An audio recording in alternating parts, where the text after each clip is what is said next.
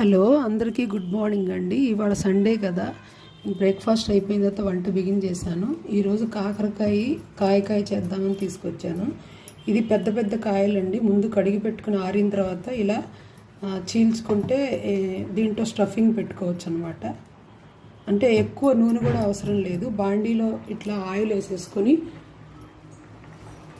Oil కాగిన తర్వాత ఇలా 2-3 వేసేసుకుంటూ మనం మధ్య మధ్యలో చూసుకుంటూ తిప్పుకుంటూ ఉంటే బాగా వేగుతాయి. ఎక్కువ నూనె కూడా అవసరం లేదు కాబట్టి ఇలా పెట్టుకుని మూత పెట్టేసుకోవాలి. ఇలాంటివన్నీ టైం ఎక్కువ పడతాయి కాబట్టి మనం సండే పెట్టుకుంటే కనుక మెల్లిగా చేసుకోవచ్చు.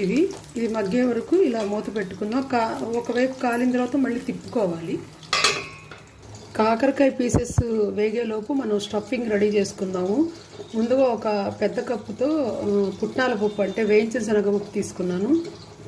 దీంట్లో మీ టేస్ట్కు తగినట్లు సాల్ట్ వేసుకోండి, అలాగే కారం.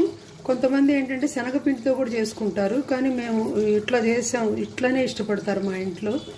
మీరు కూడా చేసి చూడండి, చాలా బాగుంటుంది టేస్ట్. ఒక టీ స్పూన్ జీలకర్ర వేద్దాము. దీంట్లో వెల్లుల్లిపాయ వేసుకుంటే ఇంకా బాగుంటుంది. ఇట్లా అయినా కూడా టేస్ట్ బాగుంటుంది. మీకు సాల్ట్ కారం కనుక ఎక్కువ కావాలంటే కొంచెం ఎక్కువ వేసుకోవచ్చు. ఇది మిక్సీ పడదాం.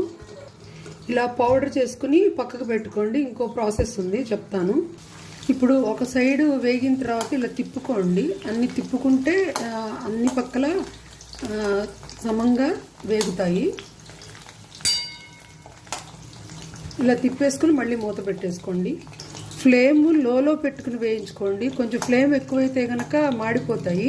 మరీ నల్లగా చెయ్యొద్దు, ఇలా దోరగా వేగాలి. ఇంకొంచెం సేపు వేగాలి. ఈ మాత్రం దోరగా వేగితే సరిపోతాయండి. మిగతావన్నీ కూడా ఇట్లనే వేయించుకోవాలి. మిగతావన్నీ కూడా వేసేసానండి. కొంచెం ఓపిక్గా వేయించుకోవాలి టైం ఉన్నప్పుడు, అంతే. ఇదిగోండి అన్నీ వేగిపోయినాయి.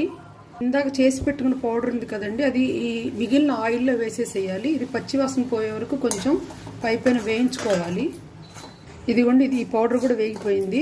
ఇది మొత్తం ఇలా ఉండలు లేకుండా సరి చేసుకుని చల్లారిన తర్వాత ఇంకా కాకరకాయల్లో పెట్టేసుకుందాం.